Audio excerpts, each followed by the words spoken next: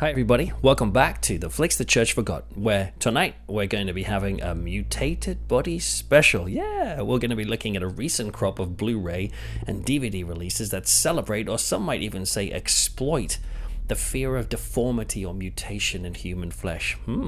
But before we dive into that cheery subject, remember you can follow me on Twitter at Rev Peter Laws or at the Facebook page, The Flicks the Church Forgot, or if you'd like to, you can visit my recently updated website, peterlaws.co.uk, which contains more information, archive episodes, and more.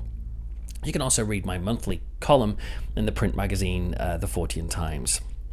But now let's look at some recent releases that take body modification to the very next level.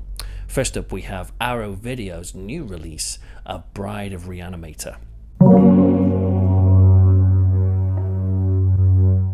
Rubber, latex, KY jelly. No, this isn't my weekend shopping list, but rather it's the key ingredients for most of the movies we're about to explore, all of which sprout from the halcyon era known as pre-CGI.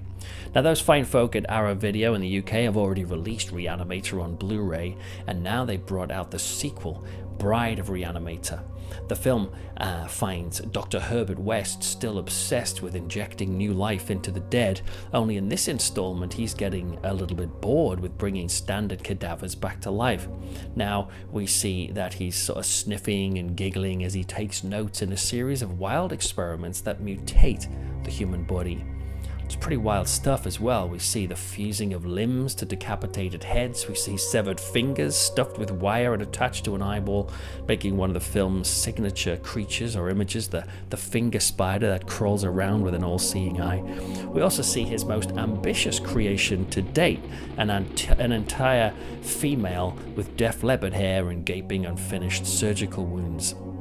Now let's get the negatives out of the way first. There's a few, but not many. It's not as solid as Re-Animator, a film which frankly does deserve its status as a horror classic.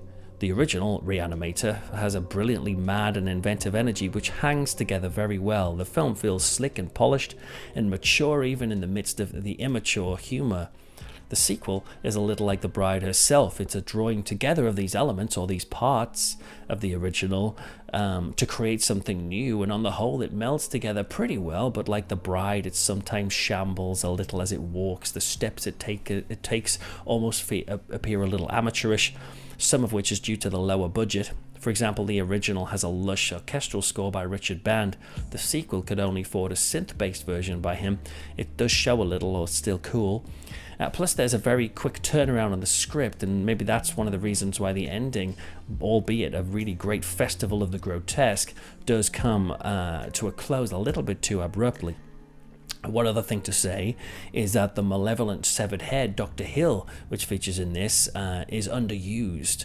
He was one of the brilliant touches of the original, and it's great and wise to have brought him back, but he doesn't get a great deal of dialogue in this sequel, which is a shame since the dialogue that he comes out with in the original is so great. Although I did laugh out loud in Bride when he refers to the theory of creationism being linked to disease as totally idiotic. That made me laugh. And he does get bat wings grafted onto his head in this, which is a bizarre yet actually quite logical solution to his mobility problems. However, putting all of those negatives aside, and there's not that many I really would say, I actually found that on the whole Bride of Re-Animator is better than I remembered it. I liked its embrace of classic Gothic styles. West lives in a funeral home with loping gravestones outside as storm clouds gather. The laboratory they use is filled with bubbling vials and smoky test tubes. Even his guilt-racked assistant Dan, who's by now starting to crack up with all of this relentless raising the dead stuff, even he wears a baggy Victorian-style swashbuckler shirt. So the filmmakers make definite nods to traditional horror, and there's certainly a few cool Lovecraftian nods too. But it's all bound up with a thoroughly modern, for the time, 80s sensibility, and by that I mean the film has a great love of excess, which was typical of that decade. We see that in the mutated bodies that West's been tinkering with. When they finally reveal themselves at the end, it's a full-on latex assault with the surrealistic makeup work of Screaming Mad George in full effect. Though I must say that his work here is cool, but it still seems a little bit tame compared to the grotesquerie we see at the end of Yuzna's other film from around the same period, Society. But for more on that film, you can check out my lengthy episode on it. So yes, Bride of Re-Animator certainly treads the path of the original as best it can, and actually comes up with, I think, a pretty reasonably decent story, an interesting scenario, and importantly, it expands on the brilliant dynamic between West and his assistant Dan. Dan is often losing the stomach for this sort of work, unsurprisingly, but West knows just how to manipulate his assistant's emotions to get him to work. The cynical origins of the heart, for example, used in The Bride herself, is a prime example of West manipulating Dan's emotions to stick with the program. It does seem to be, I felt sorry for West in a way, a constant cycle of Dan helping, then Dan getting second thoughts, and then having to be convinced again by a manipulative West.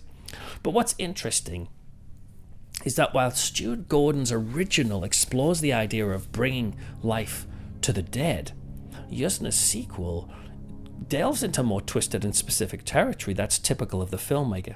Stuart Gordon, I suppose, was interested in the universal idea of wanting life after death, which seems perfectly understandable. But Yuzna is almost bored with that concept. He wants to see West creating new, bizarre life out of parts. He wants to know what it would look like to get two people with no legs together and meld them like a dog. He just finds that sort of stuff fascinating. You see West in the film excitedly doing that sort of stuff, but really you're seeing Yuzna doing that off camera. I interviewed Brian Yuzna a few months back, and I'd suggest you check out my interview with him on the YouTube channel. And what struck with me as we chatted was his giddy delight at seeing the human body go through the weirdest transformations. At one point in Bride of Re-Animator, a character accuses West of morbid doodling with body parts. I think in some ways I would say that's an excellent description of Yuzna's career in general, which isn't a criticism, incidentally.